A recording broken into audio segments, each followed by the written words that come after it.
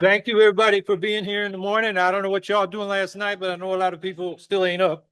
But there are people online, and there are people from different parts of the world here on this panel on international green solidarity. And we're going to hear from what's going on in some of these countries with the green parties and the issues in their countries. And I'm just going to briefly introduce the speakers, and you can see them on the screen. Yeah, as I introduce you, raise your hand so people know who you are. I'll give you, it's a short introduction. I'll give you the introduction again when you speak. So our speakers today, well, let me first introduce the translators. Lily Benavides, who's co-chair of the New Jersey Green Party, co-chair of the Latinx Caucus. She's a Colombian American. On the screen should be Maria Paz Ordonez. Ordonez, thank you. And she is a indigenous Ecuadorian climate activist who's, oh, yes, who's also been active in the United States. She worked on my governor campaign in New York in 2014 when she was going to school at the SUNY College of Environmental Science and Forestry, and she was involved in a referendum to stop oil drilling in the SUNY National Park in Colombia. And maybe if we have time, she can say a few words about that. In Ecuador, in Ecuador. What did I say? Colombia? Yeah. I meant Ecuador. Sorry, Maria. And then, so they're translating, and we'll just need Spanish to English unless our Latin American speakers show up. So Alison Lamb is the co-chair of the International Secretariat of the Green Party of Canada. So wait, you give him a wave, Alison? Okay. And then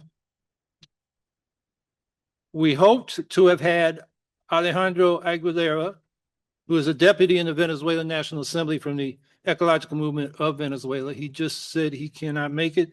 Jaime Navarro is the Secretary General of the Green Alliance of Colombia. We hope he will be here.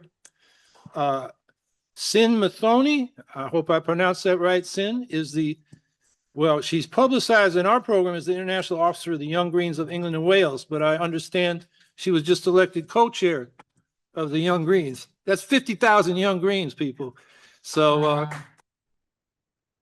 and then Natalie Kopytko, who teaches sustainability, I think I got that right, at Leeds University in the UK. She's in the Green Party of England and Wales, and she's chair of the Ukraine Solidarity Committee in the United Kingdom.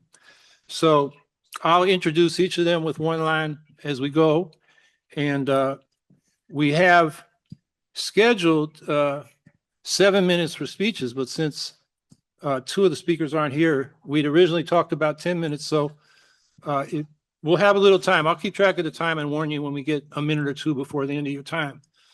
So our first speaker is Alison Lamb, the co-chair of the International Secretariat of the Green Party of Canada. Thank you very much, Howie. It is such a pleasure to be here. Just give me a moment to share my screen so that you're not just looking at me, you can actually see some of what's going on. There we go. Yeah. So I am thrilled to be here. Thank you so much for the invitation. I will stop intermittently so that the translators are able to translate for me. But I'm also very excited because I heard about the passing of your resolution to reapply to be a part of the Federation. This is very exciting news for me to hear, and I'm really looking forward to working with all of you once again. So thank you very much for having me.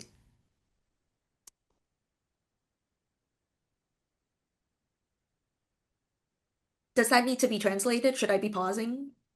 No, our Spanish speakers from Latin America are not on we don't have to worry. So I just wanted to, I did hear from Alejandro this morning. He wanted me to extend his regrets for not being able to come. There was a family medical emergency that he had to attend to. So that's why he's not able to make it. But he particularly wanted me to wish well all of the Venezuelan members of the Green Party of the United States. So, and he's really looking forward to you rejoining the FPVA.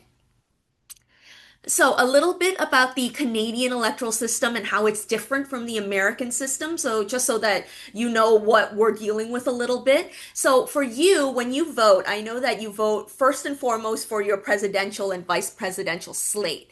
And then you have a number of different things you vote for from the state, from the federal, from the municipal, and it's all on one ballot. For us, it's a little bit different because we only vote for one person, and that is our member of parliament. And every riding has a different person running for the member of parliament. So it really depends on what party they belong to. The party with the most members of parliament that have been elected, they are the ones who end up becoming the forming government, and the leader of that party ends up becoming our prime minister. So we don't vote directly for our prime minister. Moreover, it's entirely possible for someone who lives in a district and wants to vote Green to be unable to because there is no Green running in their riding. And that has happened in my riding before I started running. So another thing is that there's only one name on our ballot. So in the federal and the provincial, because we have separate elections, we only vote for one person. In municipal elections, we might vote for more because there's the councilors, there's the mayor, there's the school board trustees. So there's more in that ballot. But if there's a federal election and if there's a provincial election, we only have one name that we vote for on the ballot. And as I alluded to, we have separate elections. We don't have one election day. So for instance, in October, we're going to have Quebec provincial elections. British Columbia and Ontario both have municipal elections, but no other province has any elections, and there's definitely no federal election at that time. So, in fact, we try very hard to stagger our elections so that they're not running at the exact same time. And it allows candidates to run in multiple levels in the same year. So, for instance, in 2025, I actually ran back to back in the provincial election and then immediately in the federal election. So, I was basically campaigning at the exact same time. We also have snap elections, which you in the United States don't have, which is where basically our government is dissolved, either through a non-confidence vote from the opposition, or the government itself can decide to dissolve simply because they want to reform government. In the Green Party of Canada, we currently have one member of parliament in federal government, and that's our leader, is Elizabeth May. We have had up to 3.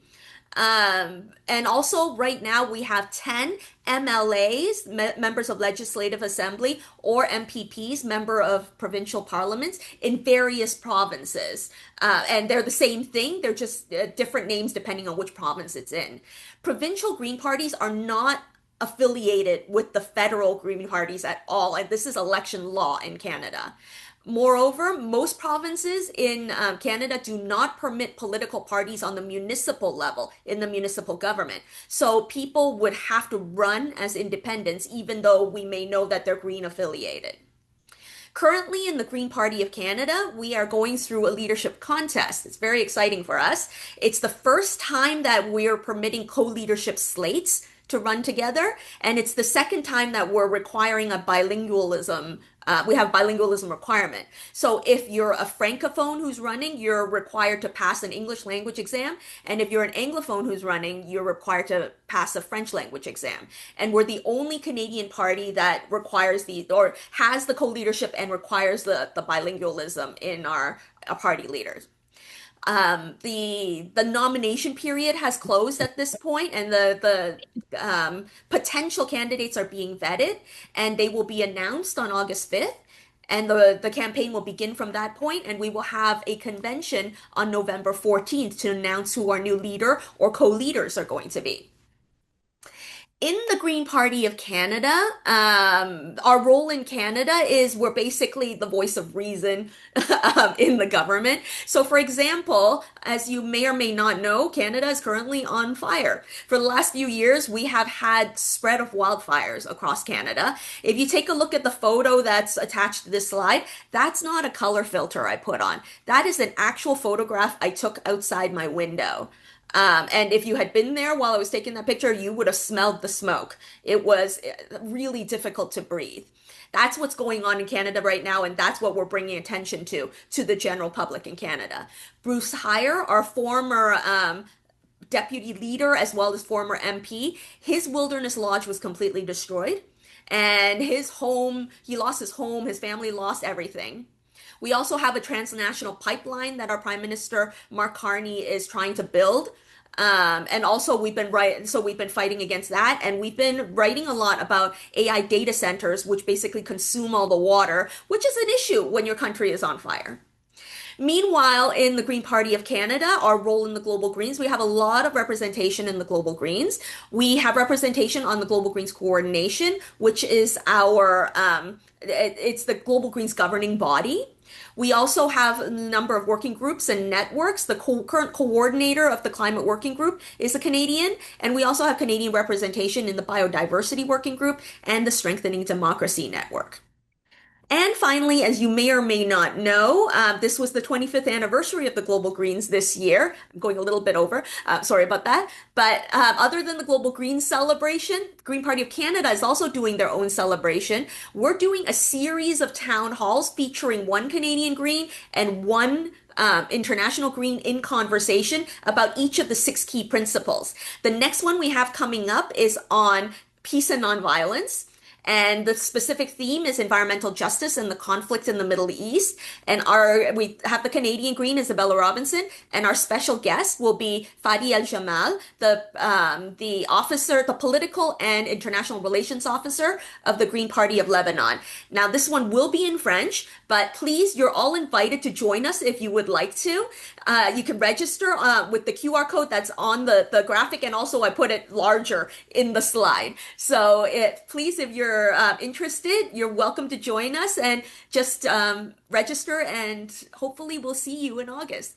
Thank you very much.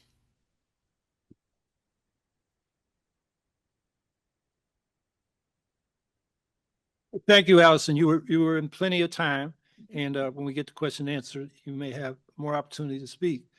Our next speaker will be Sin Muthoni, who was the International Secretary for the Young Greens of England and Wales, and is now the co-chair of the Young Greens of England and Wales, all 50,000 of them. It's your turn, Sin.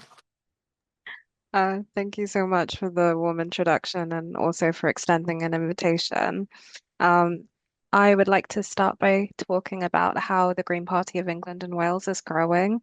One of the reasons that our party is growing is because we've worked really hard to build strong foundations in our local communities. People know who their Green councillors are.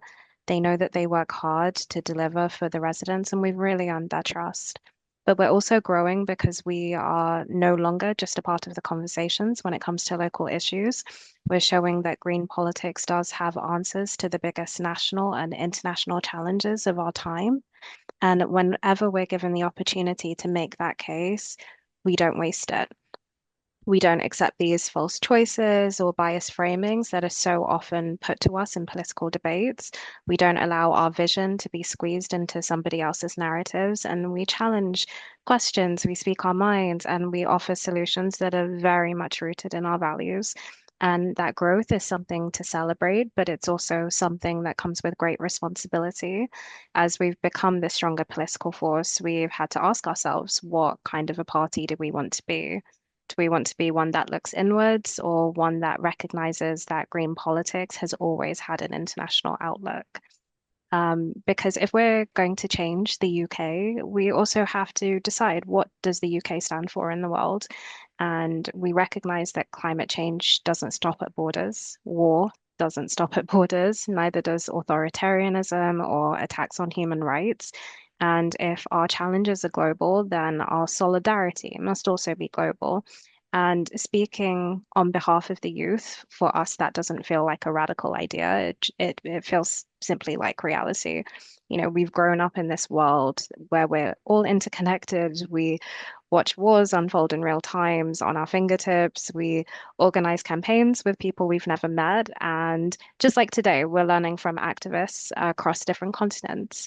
I think we understand quite instinctively that climate breakdown, authoritarianism, inequality, and conflict are not separate crises. They are interconnected, and therefore our politics must be too. And that is exactly why international solidarity really matters to us. It's not because it's something charitable, nor something fashionable, or even because it's easy. It's just because we believe that freedom and justice and sustainability are very much indivisible.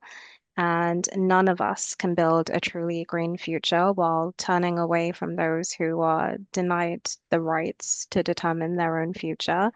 And I must be clear in saying that international solidarity isn't about speaking for others or imposing our own solutions. It's about listening and learning and standing alongside people as they fight for their own right to shape their future, because the world we inherit won't be shaped by the borders we defend, but by the values we choose to defend.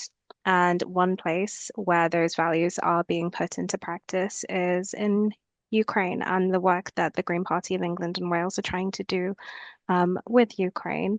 And I feel like I may steal Howie's thunder a little bit because I was going to pass over to Natalie as we're due to share the time for England and Wales. But I hope you are all very eager to hear more from her about how we have been building this coalition and why it matters.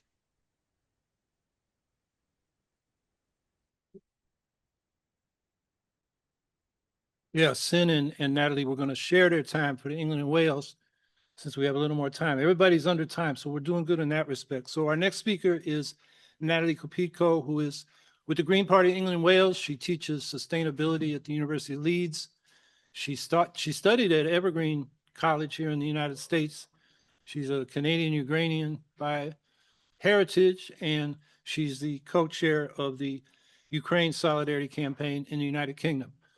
Natalie. Thank you so much, and thank you for this opportunity. I'm really honored to be on this panel. On what Alison was saying about the Canadian system, the UK system is very similar in that we elect MPs, and whichever party has the most seats is the ruling party, and we don't vote for a president. One of the things that is different that gave me a bit of culture shock after being in Canada and the US, for one thing, a country with one time zone. But the other is that because there's no states or provinces, city councils, Green Party has quite a lot of power in city councils, and that means more here than I would say it means in Canada and the US, because you don't have that state and province system. So that gives us a bit of a chance to get a little bit more power, I suppose, and make more of an impact in the Green Party. So I'm happy to share some of the Green Party of England and Wales international solidarity work, and like Sin said, particularly the work we do with Ukraine. And of course, because I'm also the chair of Ukraine Solidarity Campaign, that group works primarily with trade unions, socialist organizations, and progressive groups in both UK and Ukraine. So it's kind of pairing them up to build solidarity with Ukrainian people and support their right to self-determination. And I mention that in part because we work together, the Green Party Group and Ukraine Solidarity Campaign, so they often help with advertising events, making the Zoom platform available, and sharing campaigns. So Ukraine Solidarity Campaign raises money for schools in Ukraine, and we'll share that in the Green Party Group as well. So over the past few years, we've organized a number of online panels. So we're bringing together Green Party members in Britain with environmental activists and NGOs in Ukraine. And these discussions have been really invaluable. So they allow us to learn about the immediate environmental impacts of the war, to understand the challenges of rebuilding communities, the ecosystems, and of course, democratic institutions. We're hoping to build on these relationships by facilitating some funding opportunities and knowledge exchange between Ukrainian environmental organizations and NGOs that are based in the UK, so maybe even like a twinning with NGOs. So that's something that we're starting to work on. This autumn, we have a Ukraine Solidarity motion submitted to Green Party Conference. It's the third time this motion's been submitted, so we're hoping this time it'll be heard and adopted. So we're going to be working on lobbying for prioritization so that we make sure it's heard. I'd say one of the biggest challenges we face in this work is disinformation. Across the left, it's an issue. So I kind of see it as that we share the same values. So we oppose oppression on the left. We support democracy. We have a concern for human rights and a desire for peace. But what I think is happening is we don't always have the same worldview. And that's why disinformation is so difficult to challenge. So I think part of it is to be like being critical is to be critical of Western imperialism. And often in global politics, that's sort of seen as the only imperialism that matters. But of course, it's wrong no matter who practices it. And so I don't see a world divided between competing imperial powers. It's not a vision of liberation. So a multipolar world is not the answer in my view. I think it's replacing one set of imperial powers with several competing imperial powers is simply repeating the same mistake and expecting a different result. So I think as Greens, we should be working towards a genuinely decolonized world where all peoples have the right to determine their own futures free from domination by stronger states. So that's one of the priorities. I'm both in my research as a lecturer, but also in with Ukraine Solidarity Campaign and within the Green Party, is to try to bring these different struggles together so that we can recognize the common threads. So one idea I had was having a panel on campaigns such as Make Russia Pay with people that are working to seek reparations for slavery and colonial exploitation in the West, and seeing how those two are comparable. I very recently just got back from Ukraine. I attended a conference, and one thing I was reminded of too is a really inspiring example of this kind of international solidarity.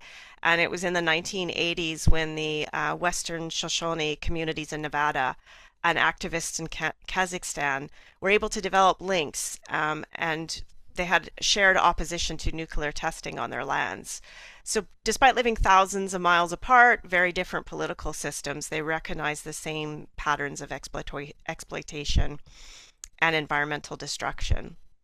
So that's something that's really stayed with me, because it reminds us that solidarity is strongest when people compare notes on their struggles and recognize common experiences, and work together to fight what's right.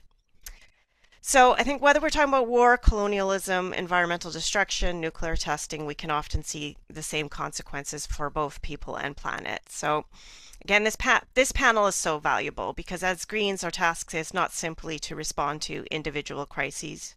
It is to build connections between movements, support those resisting oppression, and help create a world based on justice, democracy, and ecological sustainability.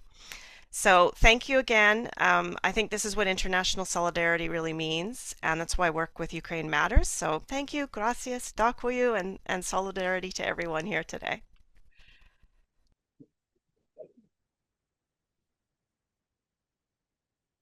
Thank you, Natalie. Now, for those that came in later, I'll just repeat that Alejandro Aguilera had a family emergency, so he is not going to be here. And we don't know what happened to Jaime Navarro from Colombia, but we brought two translators because they speak Spanish and they're both green activists. So we have Maria Paz Ordonez, who is a Ecuadorian climate activist. And I know her because she worked on my gubernatorial campaign in New York in 2014 when she was going to school at the SUNY College of Environmental Science and Forestry. So I told her to be ready to maybe speak about the referendum that she was involved in getting passed in Ecuador to ban oil drilling in the Yasuni National Park. So can you say a few words about that, Maria? Yes. In 2013, President Correa banned the initiative to save Yasuni. So in Ecuador, different collectives collected almost 1 million signatures to stop oil drilling in Yasuni. But when we gave those signatures, when it was such a hard work for everyone to collect those signatures, when we gave them to the CNE, Consejo Nacional Electoral, they said that these signatures weren't valid, that we were supposed to write in a different ink, that and when people from my collective Yasunidos went there to verify how they counted, these signatures. It was almost 1 million signatures, and just a few of us verifying those signatures. So there was corruption, and at the end they said these are not valid. So we had to, but then we kept fighting, and finally in 2023, after 10 years, finally the government accepted the signatures, and after that we went to, after fighting hard, after fighting nonstop, we finally got the government to accept the signatures, and then we passed to a referendum where everybody had to vote, and everybody voted for Yasuni. So it was the first time worldwide that a referendum banned oil drilling and Yasuni National Park is considered to be the most biodiverse place in the world. So that in a few minutes, that's what I can say about in 2023. You can look it up.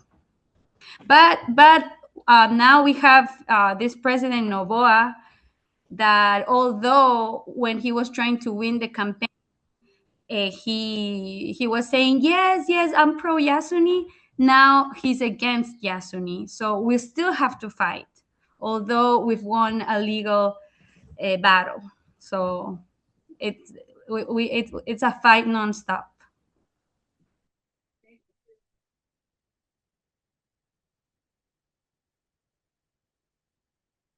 Thank you, Maria. Now, Jaime Navarro was not able to come, but our other translator, Lily Benavides, who is the co-chair of the New Jersey Green Party, co-chair of the Latinx caucus, is a Colombian American who follows Colombian politics well. And the Greens have been in alliance with Petro, at least part of the Green Alliance. They had little splits off to the right. So Lily's going to tell us a little bit about that. Yeah, you can. Hello, everyone. Hola. Yeah, I'll try, just to say a few things about the Alianza Verde, the Green Party in Colombia. I wasn't prepared for this, but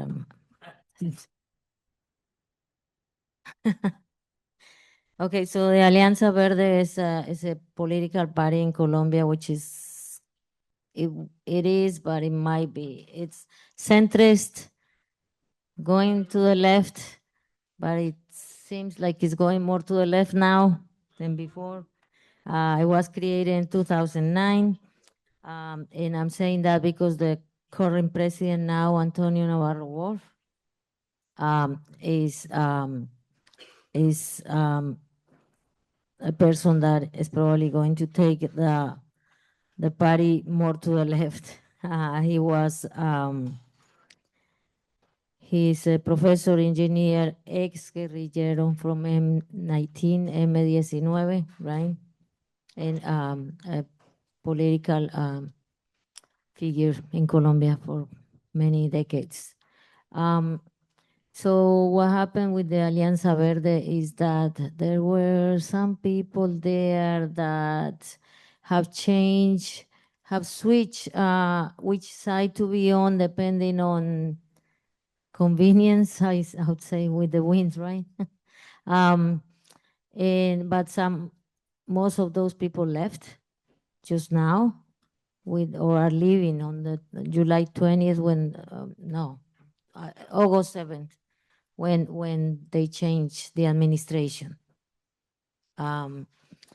I don't know how many are aware, but we had Petro for 4 years, Gustavo Petro. Yeah. And from Pacto Histórico. Pacto Histórico was is a coalition of parties. It wasn't a party itself, it just became a party now.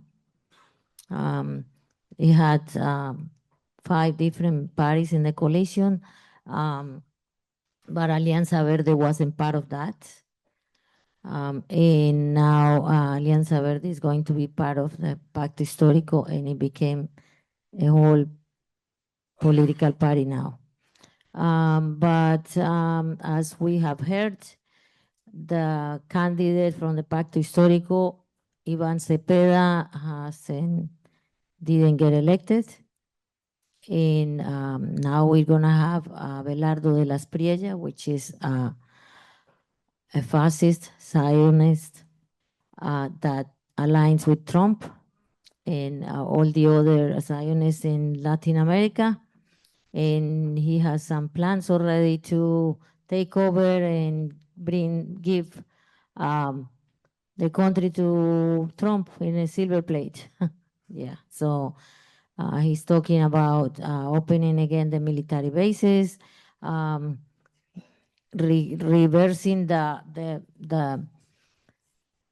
law about making the draft mandatory again for the young kids that it was canceled when Petro came on board, and now he's bringing them back. As a Colombian, I can tell you that you could just go walking on the street and you will see an army truck with soldiers coming down and taking every kid on the street. It's not a choice. So that was over, and now it's coming back. And many other things. The fracking was basically stopped, even though they have contracts that they have to finish, right, to follow, but they were not going to do that anymore under Petro, and now he's talking about bringing that back and taking this beautiful place, the Santurban Paramo. How you say Paramo? I don't know how you say Paramo. Some mountains, right? I have this big. Páramo. What is- Páramo, it's the same because it's a unique ecosystem from the Andes Mountains. Yeah. Okay. So it's a big reservation of water, and they are talking about going in there and doing fracking. So we don't know what's going to happen right now with that. Let's see what else I have here. Yeah, I think that basically resumes that, right?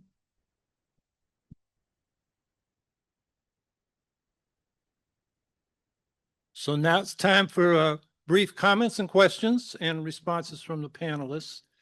Do we have somebody with the microphone? Yeah, here he comes. Great. So why don't we alternate between the live audience and on the screen if questions are coming in through the chat on the screen. So I'm going to start stack here. One.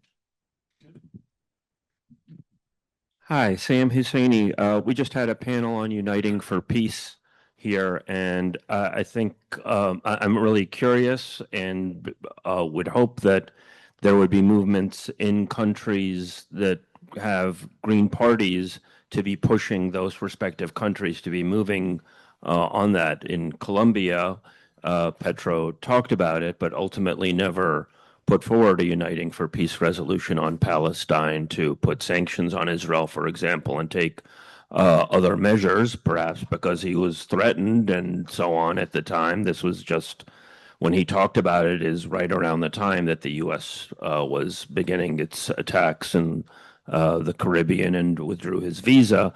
But it is still an open possibility for others to step forward and to get countries which say that they want to stop Israel and Trump from their so-called phony board of peace process to undermine that, expose that, and to use the global majority in the UN General Assembly with 2 votes to take actual concrete measures against Israel. I'd love to know if there's any movements around that in any other countries among the Greens or other parties. And if not, I'd really urge that that happen. Thank you. Okay, you want to take why don't we get a direct Mine's entirely different. So yeah, let's let get me a go with direct this one. response to that from Canada and the UK. You understand what the Uniting for Peace idea through the General Assembly means? Alison or Natalie or Sin?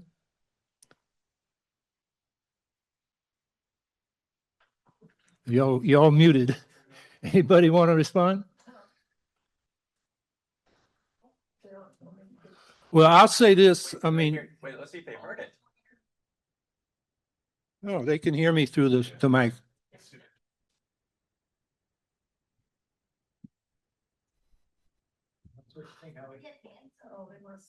Did y'all hear me?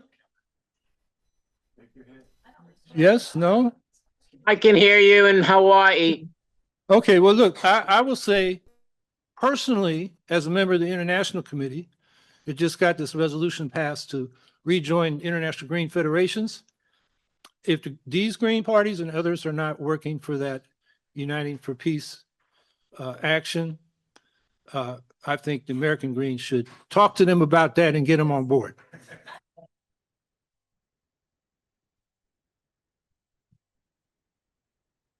So if you guys don't want to say anything about that, Not Go ahead, speaking from Alison. Canada, but I can tell from the Global Greens perspective, we have not moved towards that specifically. We do put out statements regarding global peace, and we basically do our own work, and we do mobilize. As the person who was asking the question, I couldn't see them. As they were saying, yes, we do mobilize with the Green parties on the ground at those particular areas. So for instance, I had mentioned that we were doing the 25th anniversary and had invited the international relations officer from the Green Party of Lebanon. It's my understanding, it hasn't happened yet, it's going to be very organic, but it is my understanding he's going to be bringing a call to action at that moment. So there's a lot of that going on. We haven't partnered with other organizations per se in that respect, but we do mobilize among each other, among Green parties, to work towards. Well, and there was a question about the 6 principles. One of the principles is peace and nonviolence. So we do prioritize that heavily. Okay. I could also touch on that from a UK perspective. Go ahead. So looking at the Green Party of England and Wales, what you have seen come to most of our conferences is some form of motion or resolution in order to make that internal party policy to begin that outwards work. But looking at our leadership, looking at our elected members of parliament, looking at our councillors, a very large part of our campaign has been advocating for international peace, particularly when it comes to Israel and Palestine. Then looking at the youth movement, we also have our own conferences and pass our own internal policies. And again, looking at Israel and Palestine, but also at Ukraine, those emotions that we've passed within the youth movement and things that we have been campaigning for. And as well as being a member of the Young Greens of England and Wales, our organization also belongs to a parent organization called the Federation of Young European Greens, where for the past 2 years, we have agreed as a unit to work towards anti-imperialism everywhere and advocate for peace.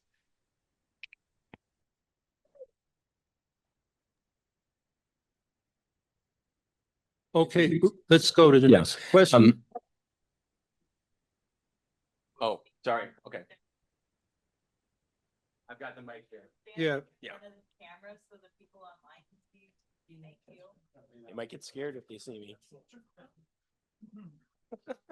unmute, Steve. It says I can't. We're taking the online person first or me? Unmute. Go ahead, Yeah. Steve. He's my elder. He should go first. We can't hear you, Steve. You have to unmute. Steve, unmute yourself. Steve Welzer, unmute yourself. Yeah, can you hear me now? I just unmuted myself. Can you hear me now? Yes, we can. Yes. Okay, good. All right. Yes. Okay, this is a question to Natalie. Natalie, there's a debate within the U.S. Greens about the idea of NATO provocation of Russia. It's not only a debate about the genesis of the situation, but also about the appropriate policy response, because some of us see the situation as complex. I just want to know this: to what extent Is there or isn't there a similar debate among UK Greens? I'd say there is a like that. I mean, I can call it a debate, but I would say it's misinformation because I just watched a video of Putin saying in 2020, no, sorry, was it 20? Maybe it was 2002. I'm trying to remember what year it was, where Putin was on stage and said, "It doesn't matter to me if Ukraine joins NATO." Um, so if I can just dispel some of that. So yes, there is that idea in the left in the UK. But for one, there's yes, Putin on video saying it doesn't bother him if Ukraine joins NATO. There's the fact that Finland joined NATO. There's the fact that over 60% of Ukrainians did not want Ukraine to join NATO until after Russia initially invaded Ukraine in 2014. So there's really no evidence that the NATO provocation was any sort of issue. It was more to do with not wanting a neighbor who shows that you can transition into a full functioning democracy. That scares Putin, and he's also said quite a bit of genocidal rhetoric. So that's what's prompted him for the invasion. So we do have that narrative.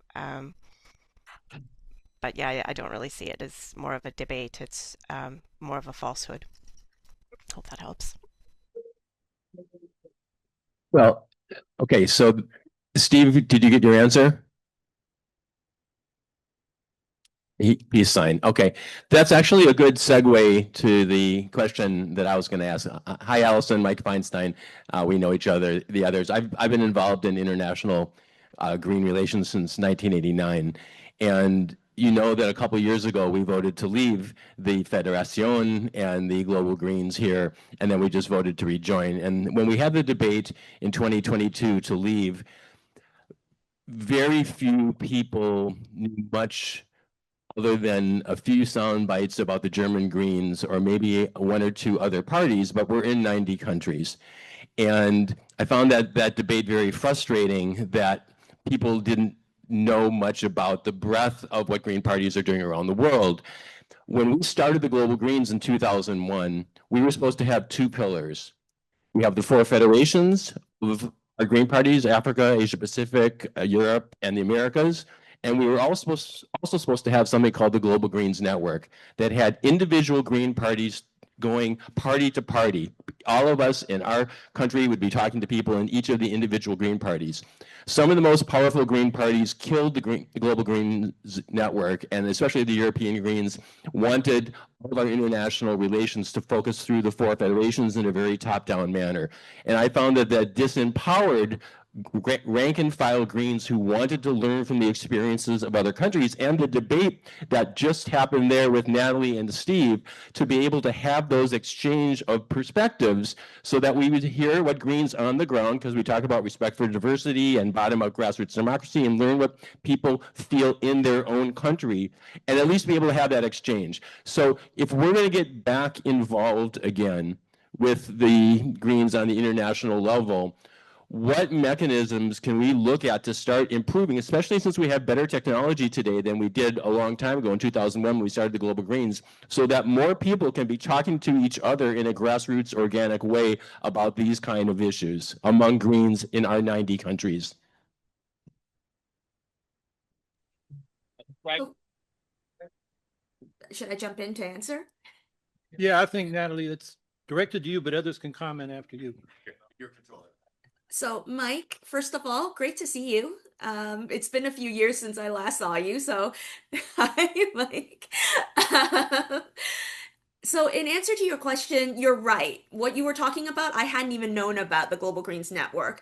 I would say that the most opportunity for people to work together from the ground would be in the working groups and in the networks. So right now there's the climate working group, biodiversity working group, strengthening democracy network, and women's network. So not a lot, and there are parliamentarian networks, and the Indigenous Peoples Network are brand new, just getting off the ground. So there's not a lot of different networks and working groups, but I would suggest that is the place where the average ordinary Green can come together and discuss those specific topics. And to your point, if there's a topic you want to discuss that isn't a part of those particular working groups and networks, I would say petition to start a new working group or network. A network more likely than a working group. Working group is kind of like a task force that basically has a goal in mind. But something like Strengthening Democracy Network would be a great place to talk about peace and democracy, or whatever else might come to mind. It could be something that's very current. It could be the biodiversity network, as when you and I met, that started at that particular Congress. There was no biodiversity network or working group before that. So basically, that's what I would suggest to basically, if you want more, then start new networks and get people together, because you're right. I do think that there is a thirst for that type of conversation. And really, it's a great opportunity for different Green parties to be able to grow together and collaborate and discuss and bring different perspectives to the table. So I hope that answers you. So do we have another online person turn?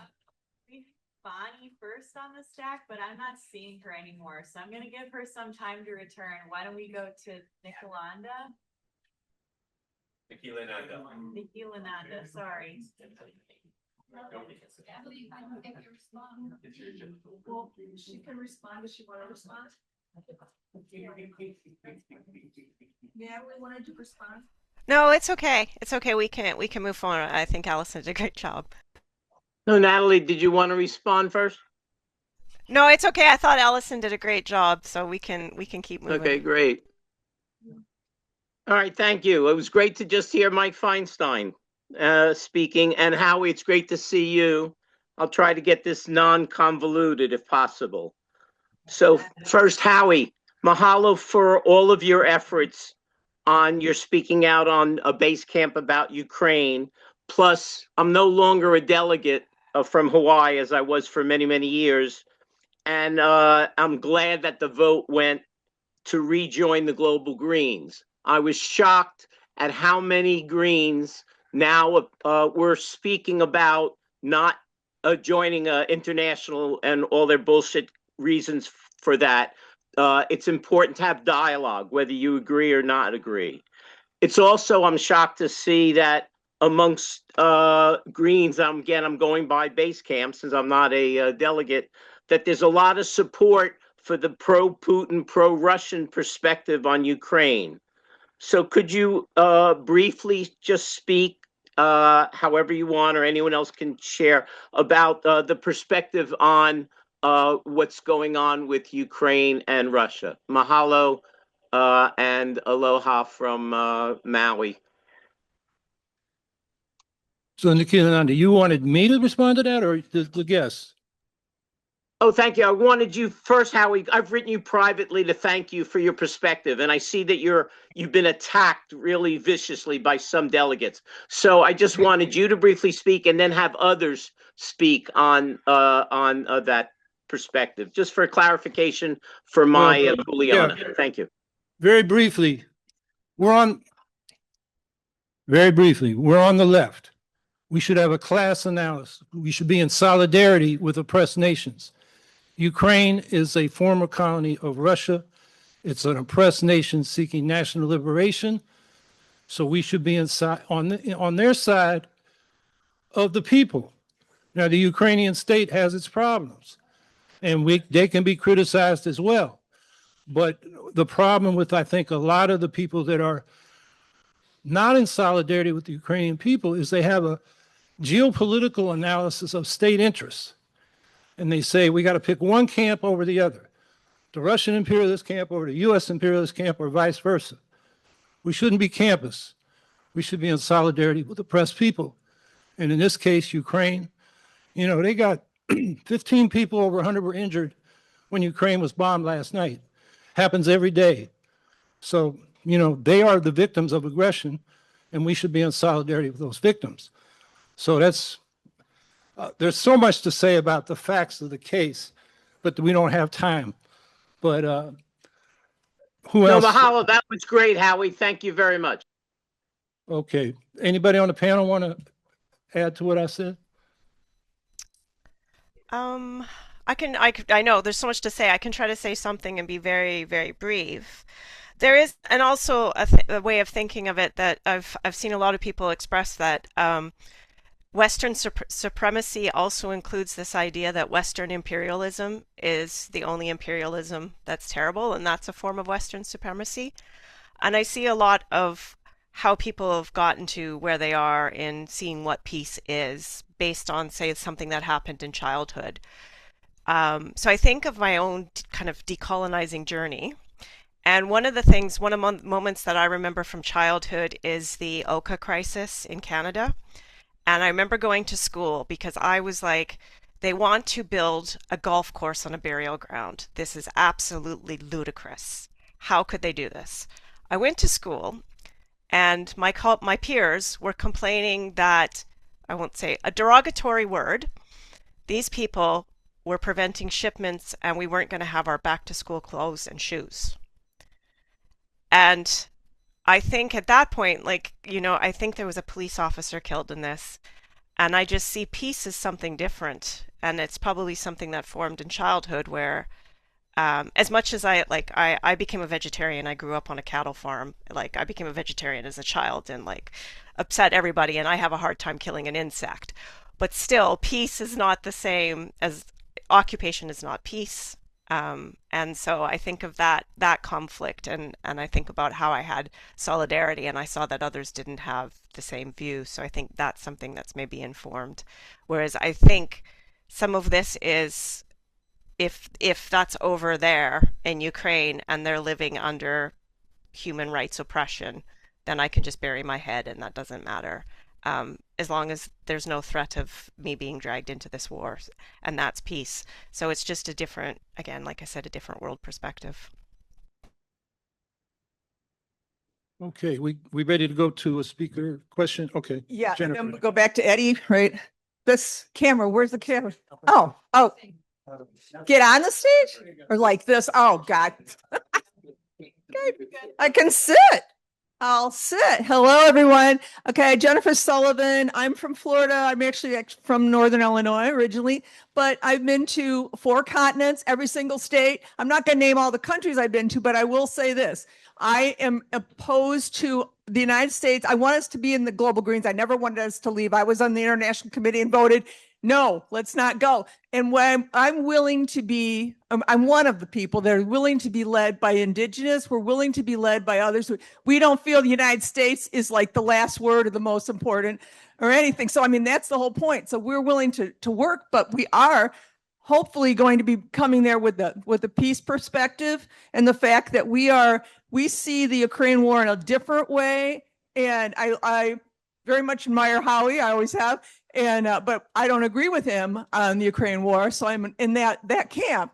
But so that's just the important thing is I am seeing a lot of hope in the global South, and so that is where I'm hoping we can turn it around. But I'm also seeing some voter suppression and voter theft. I wonder how much I feel that the sources that we're hearing this from are legitimate and well sourced. That the United States has gone into Colombia and Peru and also Bolivia, which I was just in Bolivia. But the point is that we are still, as the United States, going in and trying to infiltrate into these governments. And Ebola is a drug smuggling billionaire family. And so, I mean, and he's going to what we call the right. So, I mean, so the idea is what I'd like to know is what do you think on this word about what's going on in South America? Maria, would you like to respond to that? The election in Ecuador and Latin America generally? I can speak for Ecuador. Yes, I mentioned before. So with the fight for Yasuni, it was like the first time worldwide like a referendum bans oil drilling. So it's amazing, and it's all the people's power that has, and it took a lot of effort fighting all the different all the different presidents in between, from Correa's time to Lasso to Noboa. And at the time when Noboa was running for campaign, he said, we are going to support Yasuni.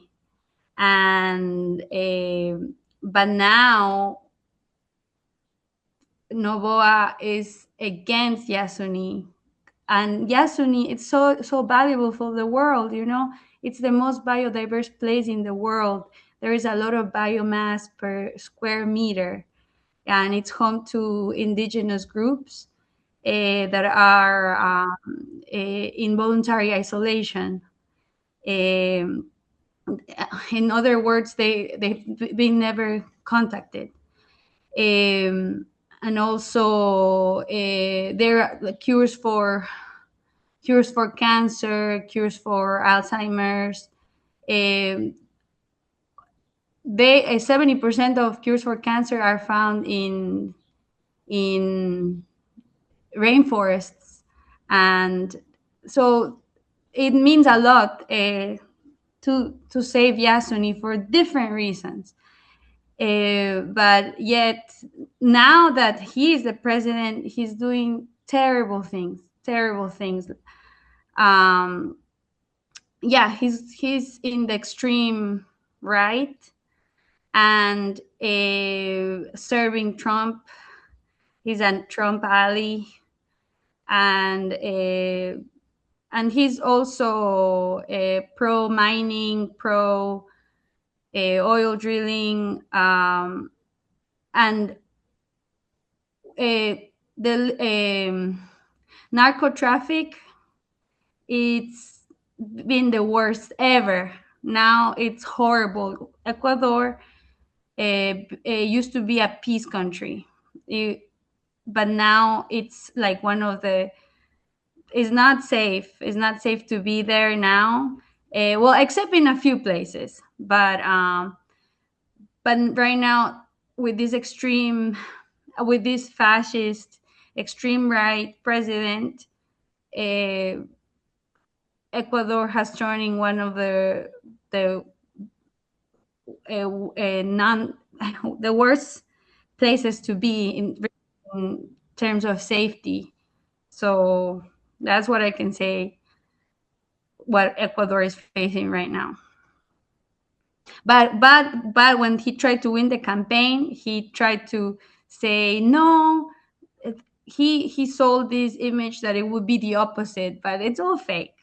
It's all fake. And now, with Yasuni being so important for the world, along of the planet, a temple of biodiversity where you can find giant otters, a safe place for a temple of jaguars. Yeah, it's very, very biodiverse, but yeah, his promises are all fake. Okay, I think Lily also wanted to say a few words about U.S. imperialism and elections in Latin America.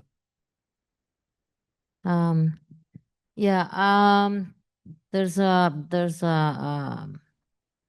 plot that was made from Trump and other presidents from Central and South America to screw the elections in Colombia. And I just forgot the name. Operation Jupiter. Yeah. Or Honduras Gate. There were two things. And yeah, that's how they got elected this guy, which Maria was describing Noboa and the situation in Ecuador, and it's just exactly the same kind of person that half of Colombians supposedly elected, right? Which the Petro administration found some fraud, electoral voting fraud, with he says he has proofs and he's showing that it has proofs, trying to stop Abelardo from take power on August 7th, but it might not happen. Things are very complicated, and just since the first day that they announced that he won, the paramilitaries were all over, everywhere on the little towns, harassing people and doing all kinds of things, like right away. And it's a very strange situation right now with Uribe. As many know who Uribe is, he was the ex-president of Colombia who seems to still be the president. And he basically has managed the paramilitaries. And in many occasions, there's when they come to the towns, to the villages, and kill people there, and there's massacres and stuff. Then the next couple days, Uribe comes and shows himself as the savior. But now he had a conflict with De Las Priella, and supposedly he was supporting him, but now he's not. So now he wants to join Petro and try to stop De Las Priella, which is some strange situation. So we really don't know what's going to happen. It's very unpredictable right now. That's how things are going in Colombia.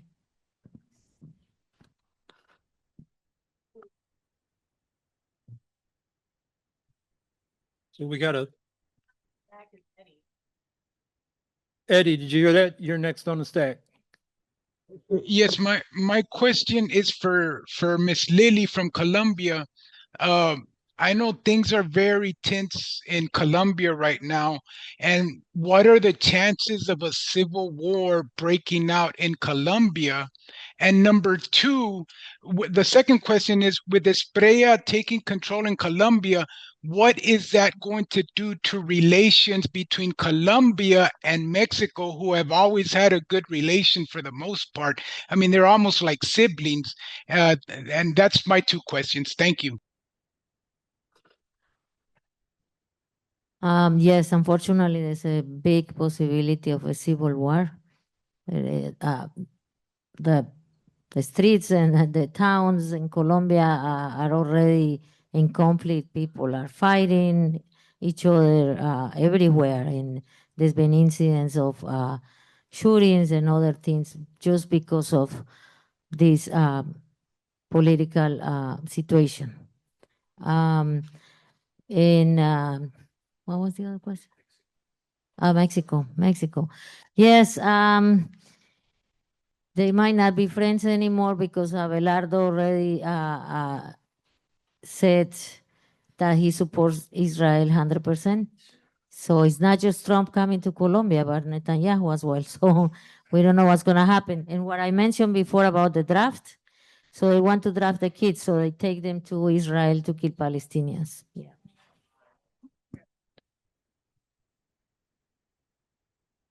Okay, we have another. We have 7 people on stack, so we have time. We have 25 minutes, but I would love to remind people to ask a question and not interject a comment. We can keep it to the question. So it should just be a question. It shouldn't be a comment. That's the point. So if you have comments, please, because we are not here to debate. We're here to have a question and answer. So we can have debate. We can have brief comments and the speakers can respond, but keep it to a minute or so. Okay, Medea Benjamin, I think that we can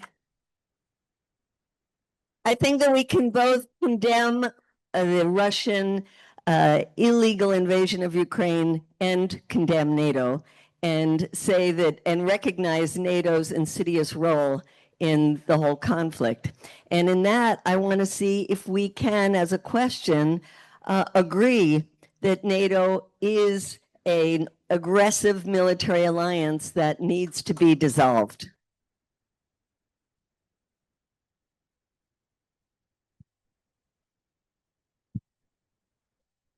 Any panelists want to respond to that? I know The question of NATO in the Green parties of Europe has been complicated since the full-scale invasion. I know that most of the Green parties wanted the Greens to get, or wanted their countries to get out of NATO, but that, yeah, okay. I'm just giving a little background so people know where the Greens in Europe have been. And so those of you from Europe, would you like to comment on that comment? I can very briefly. Yeah, there's been talk of like doing like a different types of alliance and getting out of NATO. That's been discussed quite a bit. And we have a security motion at conference, but I don't have all the details in front of me. But that's something in the conversation. Sin, do you have a comment on that?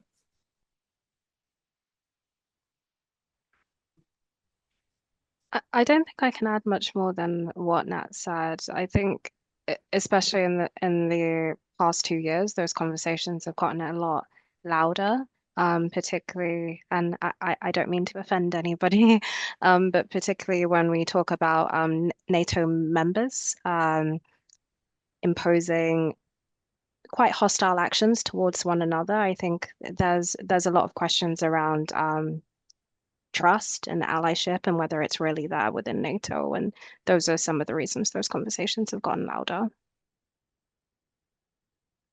Yeah, I can add that Zach Polanski said he's the leader that just got elected to the Green Party in England and Wales. And he said, we cannot rely on the U.S. under Trump as an ally. So we need to look for new security arrangements. And that was the previous Green position, that we need something beyond NATO that would include Russia in a pan-European security architecture. So that's an ongoing discussion, I know, among Greens and in Europe. So anybody else want to add, or we go to the next question? I'll just add very briefly that it's GPC, it's Green Party of Canada policy to withdraw membership from NATO.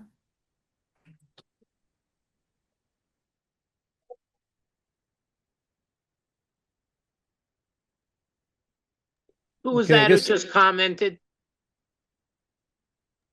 That was me. Who's me? Alison Lamb from Canada. Thank you. Mahalo. So next we go to an online question. Kieran, you want? Kieran. Or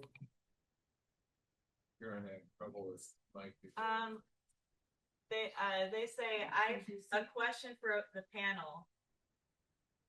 Do your country GPs have a centralized structure, or are they localized like here stateside? Would have a central structure help the US GP to be able to coordinate resources and finances? did the panelists hear that? I see nodding yes. Okay, good. So who would like to respond to that question?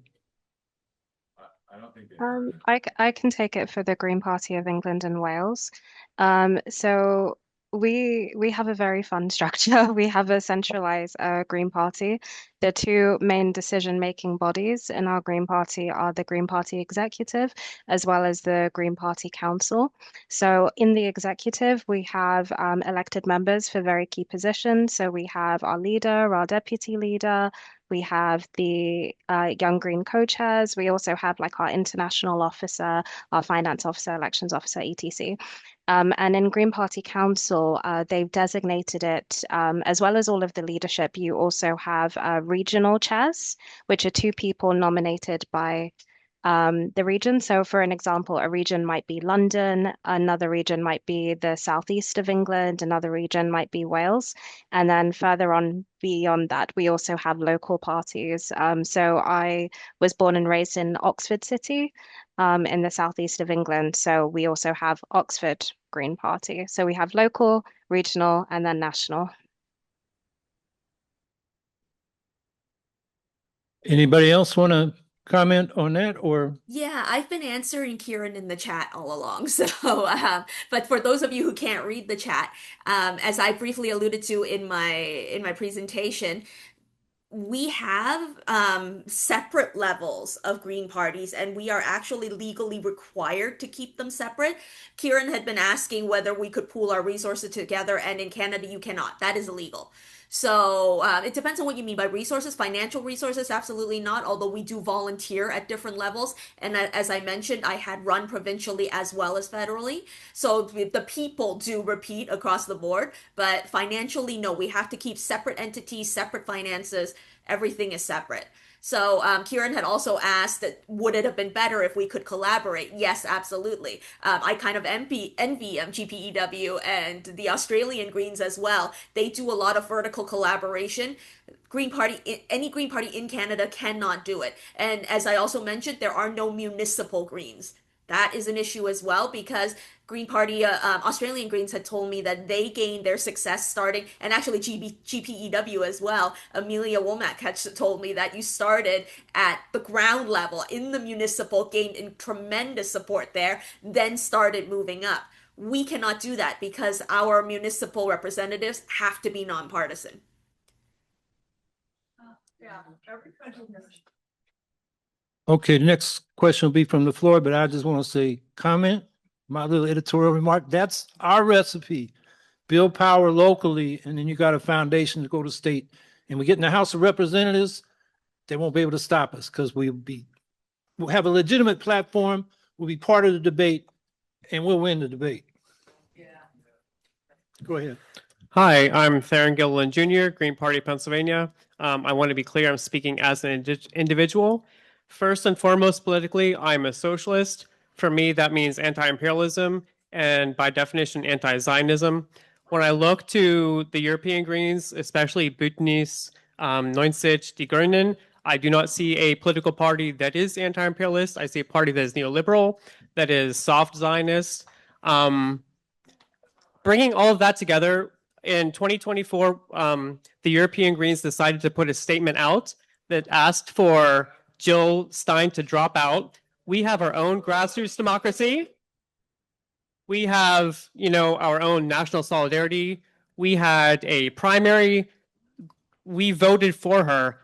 Honestly, how dare they tell us that we need to drop out and support Kamala Harris? I'm sorry, this made me very angry. I ran the, presidential primary in Pennsylvania. How dare they? This is for us to decide. How are we supposed to have any solidarity with Global Greens when they tell us to work with capitalists?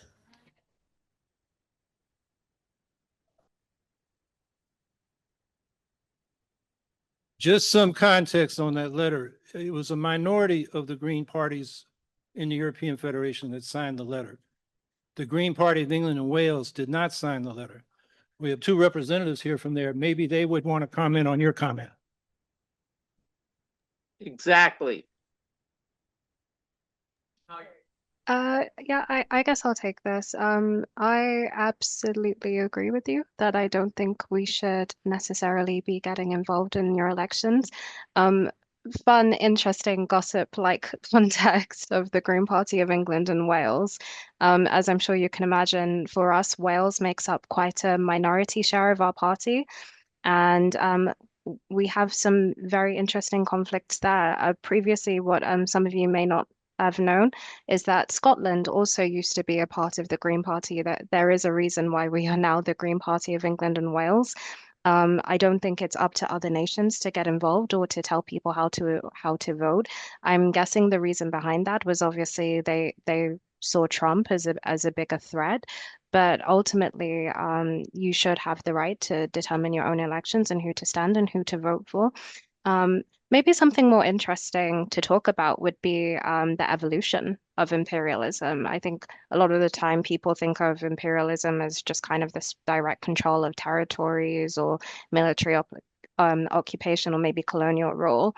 But it's evolved a lot more beyond that. If we think of modern imperialism, there's also economic control, there's corporate dominion control, technological control, resource exploitation, ecological dominion. So I think as a Green Party, we need to be a lot louder and a lot bolder. And I think you were right to condemn those people.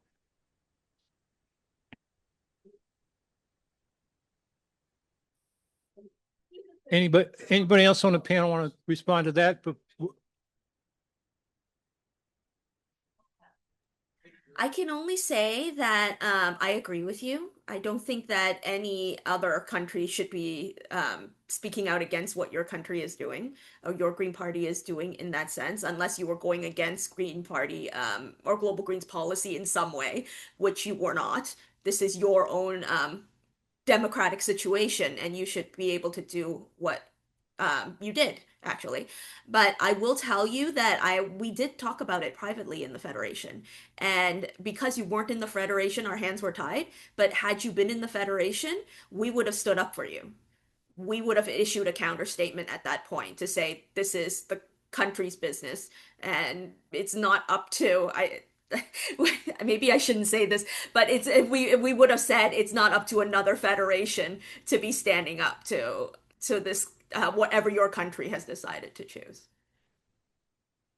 okay, last question was from, I forgot, the screen or the people? Still have.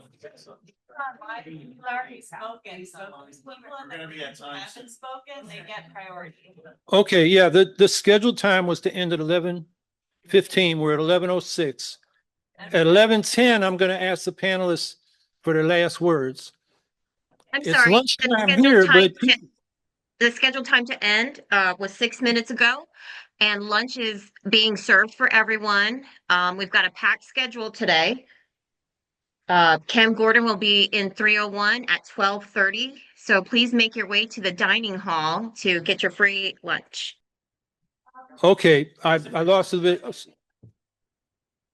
He already spoke. 5 minutes over. Well, I think Athena just told we're more than 5 minutes over. So why don't we get last words from the panelists? Those that want to stay, including online, we can keep going for a while during lunch if you like. I had told the panelists to be prepared for an extra 30 minutes because there's a lot to say. I think it's good that we're having back and forth here, even if we don't agree on everything, than just listening to talking heads. So I think it's been a good session. But because some people want to go to lunch, why don't each of the panelists give us, last thoughts they want to share with people briefly? So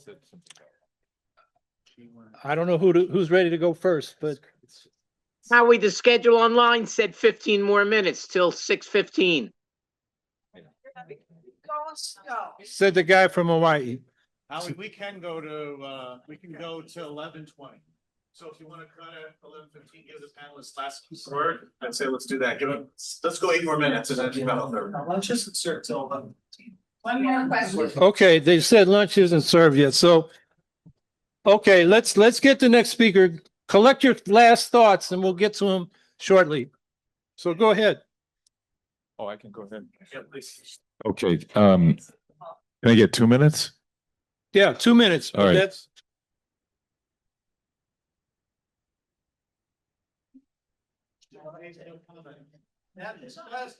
Okay, you need to time me for 1 minute. No, this is a comment. It's about the Ukraine. no, comments are okay. You just can't take a lot of time. And then Spending more time. the panelists can comment back. Okay, can I make go? Start timing. Okay. With respect to the Ukraine, I get my information from Mersheimer, Ray McGovern, Sachs, the Duran people, McCurris, Larry Summers, Ritter, and Eric Zeus and others. In 2014, Newland, or before that, she admitted they spent $4 billion. There's that famous phone call. I'm going to run out of time here.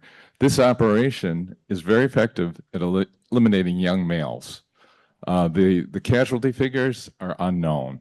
They're censored. The last one I heard, it was 8-1. That is, 8 Ukrainians died per Russian. Now you'll hear figures the other way around. So we don't know. The figure I heard was there's multiple millions of Ukrainian males killed. This is another genocide. Wrapping up here, 300 kilometers. That's the distance between the border of Ukraine and Moscow. If Mexico were invaded by Russia, excuse me, I mean, yes, it's real politic. What I'm suggesting is that Russia and Putin. Putin's been restrained. This is my perspective. I'm probably over time. I have like 7 other points. Okay, thank you. You stayed within time. I'm tempted to respond to that, but I'm gonna let Natalie. Thank you. So I should give some context because I did my PhD research in Ukraine. So I want to make clear that Euromaidan erupted while I was doing my research. And it was really interesting hearing from Maria because the one thing I will say about Ukrainians at the time of my research, Yanukovych was in power. And I went there, I was looking at climate resilience and agri-food sector. So I went there with like, what are the participants going to say?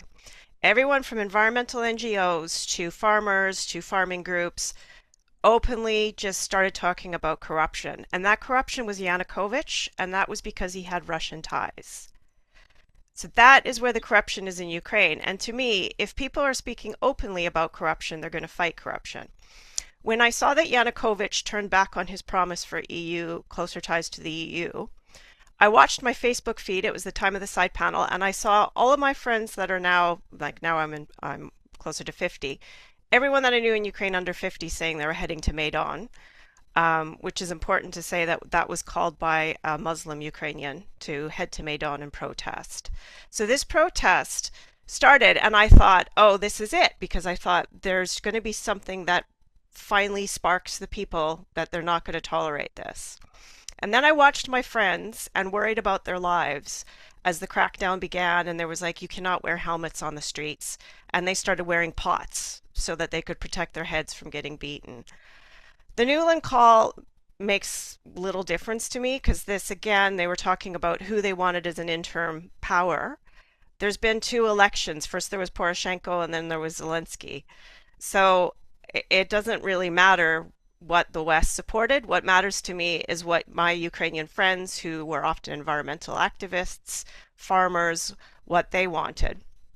And so I'm speaking to Ukrainians on the ground. I just came from Ukraine. I just spoke to a veteran who signed up on a 1-year contract and said to me, the problem with the 1-year contract is it wasn't really enough time.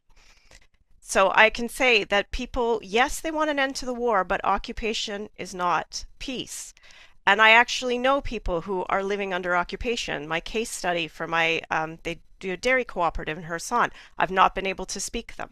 I don't know if they're alive, if they're dead. I don't know what's happening there. I spoke to Crimeans and Crimean Tatars. They want to have their land back. They were forcibly deported by Stalin, and now they can't go back to their home again. So I just wanted to stress that I'm seeing stuff like, oh, if you listen to these oligarchs, I'm listening to Ukrainian people. We have ties with leftists in Ukraine.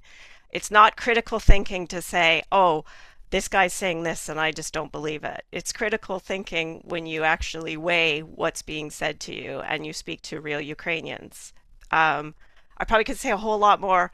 I'll just leave it there, but you can go and visit Ukraine. Uzhhorod is a very safe place, so that's somewhere you can go from Budapest. It's a 5-hour train. And there's a very good conference that happens in that region that's very safe once a year, where you can learn and hear from anti-imperialists who suffered under Russian imperialism. And also very good ties between Palestine and Ukraine at that conference as well. There's a Palestinian Ukrainian that speaks at it often and was at the conference this year. So I'll let it end at that. Thank you. 2 more. Just 2 more questions on inside. Okay, so people online, the chat will be preserved in the recording, I hope. So people can look at those questions and maybe want to answer them outside of right here. So go ahead, please. All right. I was wanting to find out what some of the other Greens around the world think and feel about like disability and accessibility rights, and just, I guess, your guys' perspective as well from where you guys are. Okay. Who would like to respond from the panel to that question? You heard it, right? Yeah, I just want to say kudos to you guys for doing a hybrid event, because the one thing that really frustrates me right now, at least at my work, is that events are often not made hybrid. And I feel like that's just saying, you know, we all worked online and we made it work. And all of a sudden we can't be bothered to do a little bit of effort for our disabled colleagues. So for me, disability and accessibility is really hugely important. And you've done this hybrid event brilliantly. I did joke a couple times because one of the best hybrid events that I joined was in Ukraine. So I just think that yes, and especially in Ukrainian context, because there's going to be a lot of disability and getting better at accessibility in Ukraine. Yeah, just to add to that, I think accessibility should not be treated as an optional extra. It is a genuine condition for democracy, and no society can claim to be equal if people are prevented from participating meaningfully, whether that be because of the buildings, the systems, institutions. We need to make sure that politics is designed with every single person in mind, and we need to work to remove any barriers and make sure that we are respecting those who are disabled.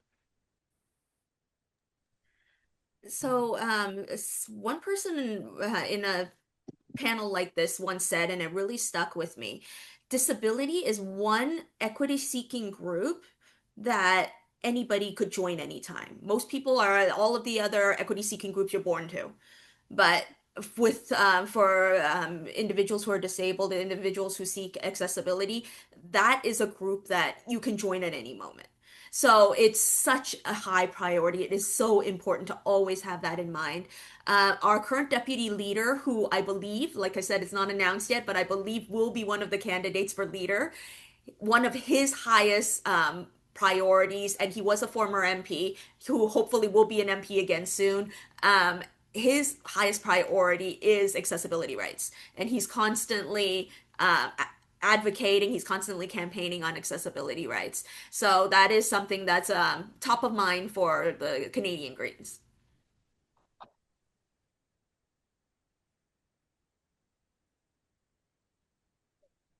Testing. All right. I'm Cassie Moriarty. I am part of the Indiana Green Party. I'm also more prominently involved with the Young Eco-Socialist Caucus. One thing to note about us is we've been part of the Global Young Greens the entire time that the Global Greens and the U.S. parted ways for a while. One of the biggest questions I have, and I understand we are a conference, and so we're here to talk and talk and talk, but I'm not hearing a whole lot of post-actions. So what is one thing that after this, you and your group will go back and try to collaborate with the U.S. on?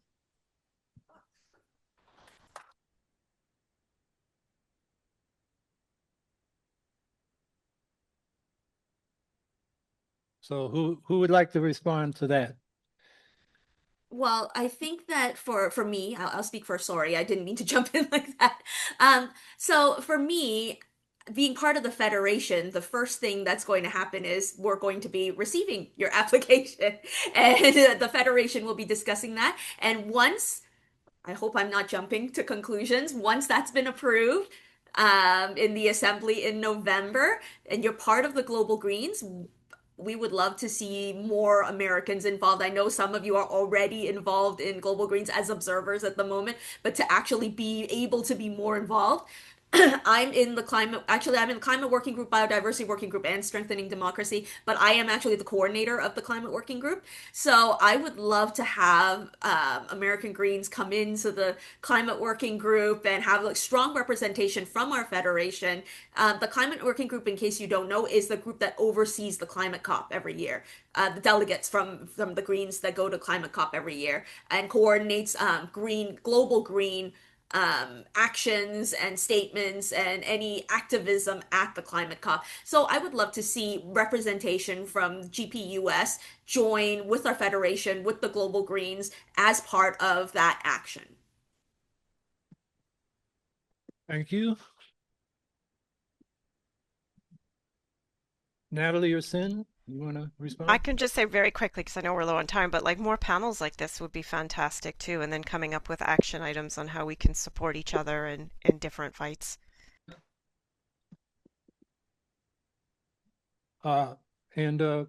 Marie, is that a hand up or a clap? You want to add to that? Okay, a clap.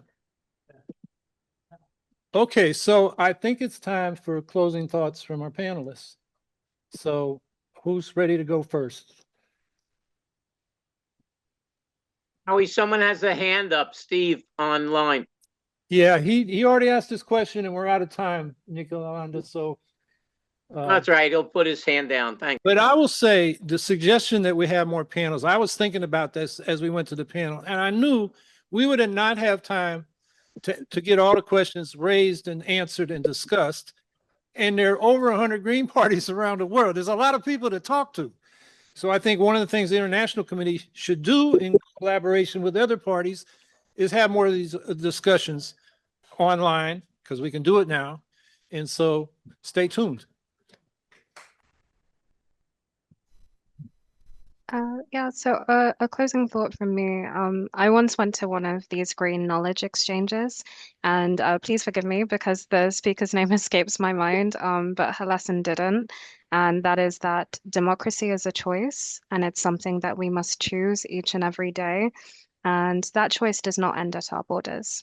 Democracy is strengthened through international solidarity by recognizing that people everywhere deserve the right to shape their own futures, to organize and to speak freely and live without any oppression or domination.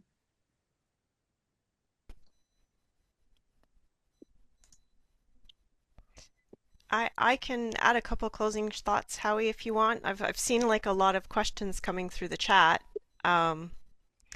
So I can speak to a couple of points, and there was a talk about like why Ukrainians don't negotiate for peace. They've like said repeatedly that they're open to negotiating, and Putin keeps saying no.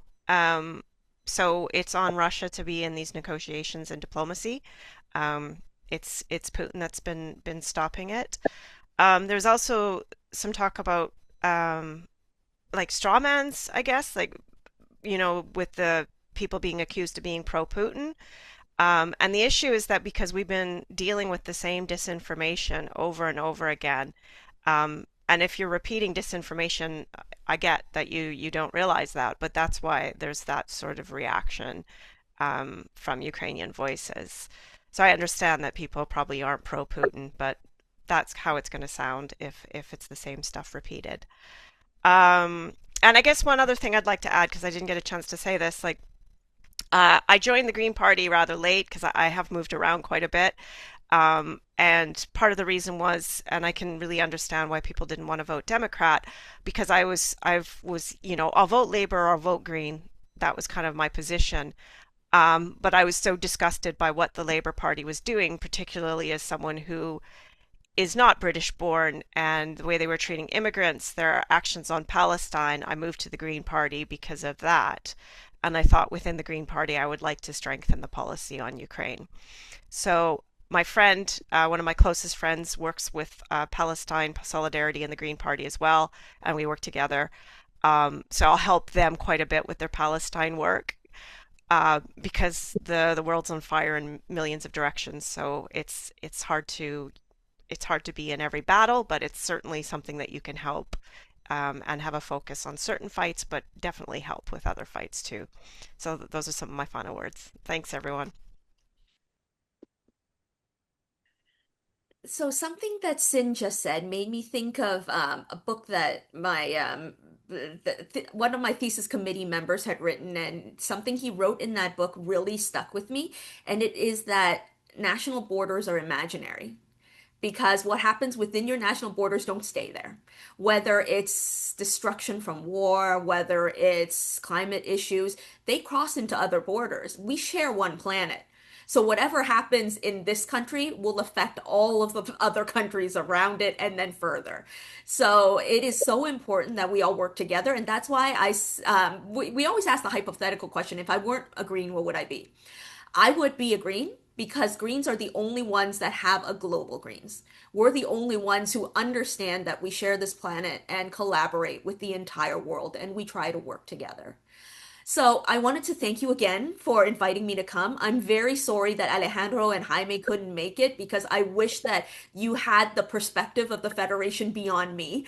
That would have been fantastic for you. I hope that well, I know I wasn't adequate, but I hope I gave you enough of a perspective of the Federation and of the Global Greens to see what it'll be like for you soon once again. And so thank you again for giving me this opportunity to be here.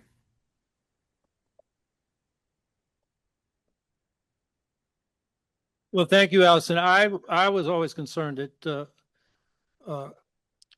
Alejandro and Jaime might not make it because of crises in their countries. Besides the family emergency that Alejandro had, they just had those terrible earthquakes. And then they had the U.S. grabbing Maduro and his wife and creating a situation that Alejandro said, we're trying to stop a civil war now. And now with these elections in Colombia and this far right winger coming in, and as Lily said, danger of civil war. Jaime, I don't know what he's doing, but it's probably something important. So we'll have more discussions and we'll get the Latin Americans involved. So Maria, would you like to say a few words to close? Yes, please look up what I've been telling you about how Ecuador won it through a referendum. It was a people's effort. We won this referendum and we stopped oil drilling. But stay tuned because we need you all. We need you all to save Yasuni.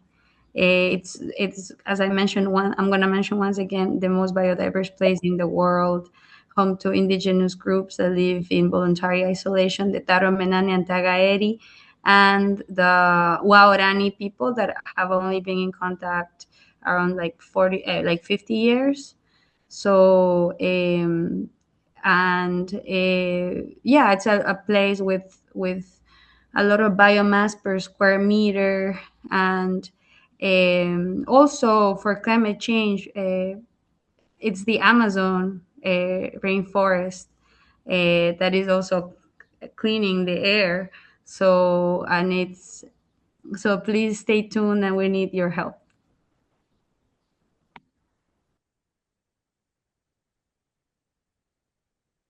And Lily, you have the last word. Okay. Well, what I can see and I noticed that on Basecamp, right? There's a lot of different opinions, and obviously we won't agree all of us on one thing, but I think this is a conversation that we have to keep going and see which things we agree on, because this is very important that we are part of that and include people that are mostly affected on that conversation, right? Yeah. Thank you. Well, I want to thank everybody for sticking through to this point, and both online and in the room, and to be continued. Great. Thank you. Thank you, Howie. Thanks to the panelists. We'd love to have more conversations soon. International Committee can be hosting some webinars soon. Everybody, if you can head to lunch, we have